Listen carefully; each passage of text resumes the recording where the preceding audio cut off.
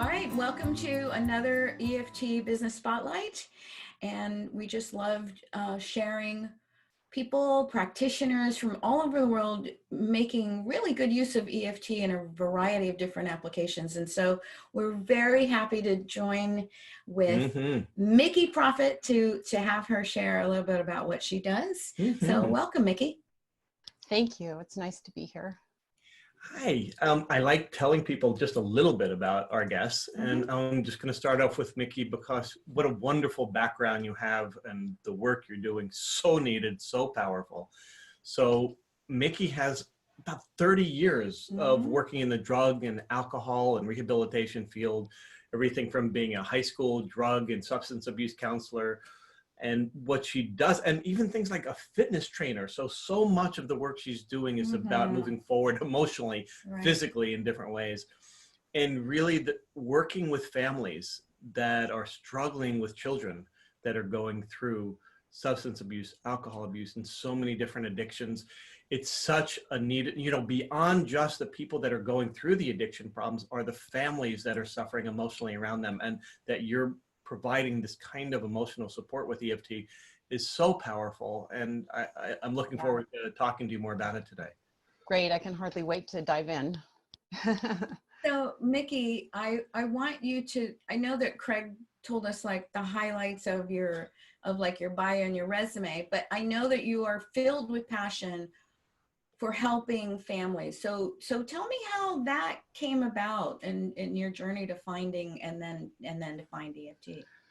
Well, as a result of working for so long with the teenage addict, or I had access to their families, but there were no services for the families, really. And it's such a scary, like desolate road that families are put on when their child begins the journey of using, and then as they go into treatment and other programs or get referrals to therapy or whatever, the parents are really on the sidelines of that child's life, because a child can seek counseling without a parent even knowing about it at the age of 14. Oh, right. So that means the parent has no right or access to that child's progress or anything. So I just saw the parents just floundering and desperate, and that's really where my passion and heart lie today.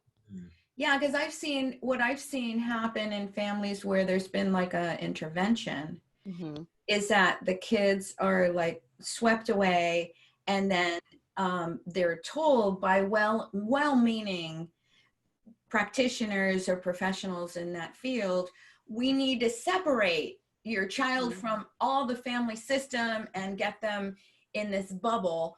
And meanwhile, the parents are really suffering. Oh, the parents are dying, if I can use that word. And the moms are the ones who typically reach out to me because they are desperate for help. They don't know how to let go of their child. Usually, well, the families that I work with today have young adult children who have been in and out of as many as 15 treatments by the time they're 30. Wow.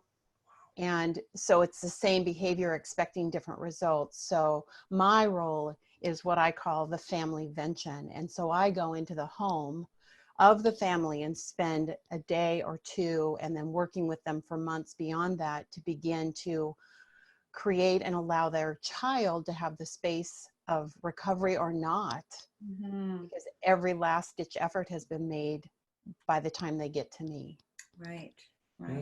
Wow, so needed. You know, what's interesting is, as many people as we know around the world, EFT practitioners, how few of them have the depth of experience, skill set, and passion for working with addicted families or family members of people that are dealing with addiction, and how predominant it is. I mean, given opioid crisis and given the amount of people that are suffering from some of these substances and alcohol, it's just, we need 1,000 of you. And so I just thank you for doing this. Yeah, it's a calling. It's not by choice. It's something I can't not do, if that makes any bit of sense whatsoever. But I have to be in the trenches with these families and always extend a hand to the child, the addict, but typically because they're just out there using. Right. They're not ready. Right. Right. Right. And so families are as sick as the addict. Mm-hmm. And the mothers are caught in this, I call it this mask of shame and guilt and fear. And it's so silent because all they can do is look out into the world and see other families and go, oh my God, what did I do wrong? Where did I miss the mark? Huge. Yeah. Sure. We know some people that are in that situation or that have been in that situation. Right. And these are like wonderful parents. So, and there's always that, like, what did I do wrong? What did I do wrong? Where, how have I enabled? What were the things I did or didn't do when they were growing up and all of that? I was sitting with a mom this last weekend, and her son is 30 and continues to use, and I've known her for a very long time, and she said, God, I think I did something when I was pregnant. Mm-hmm. Yeah. Yeah. Yeah. It's that second guessing and all the doubt. And then I call it living grief, because the child is still alive, but every hope and dream that you had as a mom and as a family is completely obliterated, and the pain runs. I call it the deepest well, and I know there's a book about that, but it's the deepest well of a mother's heart that is so like covered, but the tears just flow when we really tap into that grief and give space and permission for a family to really grieve the loss of the child as they've known them. Right. Mikki, on the flip side of that, I mean, I think we can all tap into the depth of despair that could surround a family with that. What have you noticed is on the other side when you do work with a family, and, you know, what is within the realm of possibility? Yeah. Well, it's a slow process, right? But we say progress, not perfection, 1 step forward, 2 steps back. And so I worked with a family for about 5 months, 3 generations. And when I did my final interview with them, my exit interview with them, the stepdad said, and I'm going to quote him, I thought you were full of shit. Because I thought, why wouldn't I let her come back home? Their daughter had overdosed. And when I met with them the first time, it was in the hospital. And then we proceeded. And my suggestion was to not let her back in the home. Right. And they, as painful as that was, they did that. And I worked with them on boundaries, and we call it talking stick rules, what's on the table, what's off the table, and then did EFT sessions with them on a weekly basis for 3 months. Right. And they were each gaining a life. That's beautiful. Because in an addicted family, when the child is the addict, the family is held hostage, and the whole family system is based upon that child, rescuing them, finding them, helping them, despair over them, and nobody has a life sometimes for decades. Right, right. So you mentioned EFT and how it facilitates your work. How did you first come across this EFT tapping thing? Sure.